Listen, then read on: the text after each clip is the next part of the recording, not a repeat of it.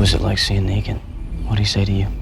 He said that we should leave, that we should go home. The thing with Negan and Maggie is there's always going to be a little bit of...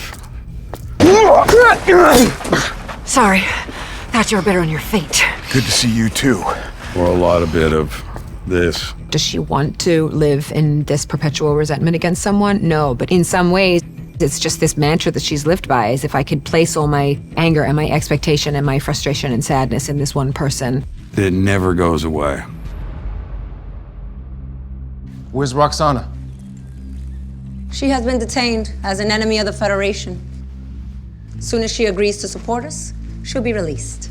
Dasha, who plays Narvaez, takes control of the Foragers, and as a punishment for those that will not go along with the New Babylon, she's going to hang them. Hey, Mark.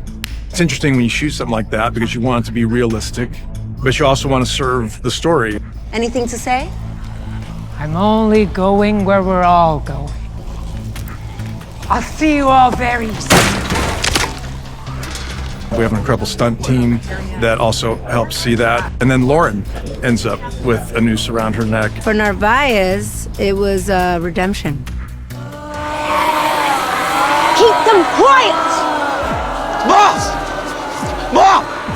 There's a lot of moving parts, and it was a very long night. We have a big bonfire. All the Foragers are outside. Loads of walkers at the gates that have been locked. Will they hold? Can they stand the pressure of hundreds of walkers coming in from the elephant grass, excited by all this action that's happening in the fire and whatnot? It's a brutal scene.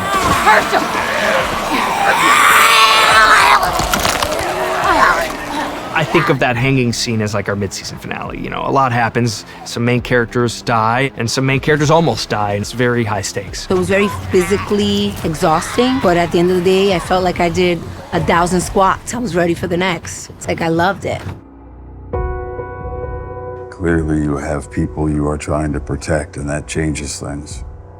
Let's just say I can relate.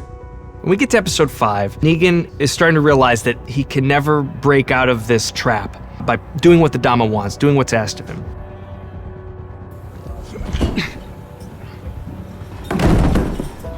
God damn it. I think he had to play a lot of different angles this year, and you can see him following and trying to stay a step ahead. And sometimes he's losing that battle, and sometimes he's winning that battle. Why do you keep insisting on compromising everything I built? You built. What am I? Is the rat in your maze? No, worse than the rat. At least he has a little prize waiting for him. The Dama has a pet rat that we've seen and established in the early first or second episode. I made a really fun maze for that rat. And Lisa?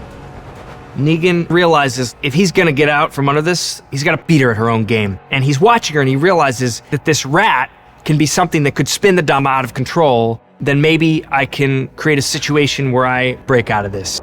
Eventually, Negan goes and steps on that rat to give a ruse that as if the Croat had done it, which sets off a chain of events and puts a rift between the Croat and Dama.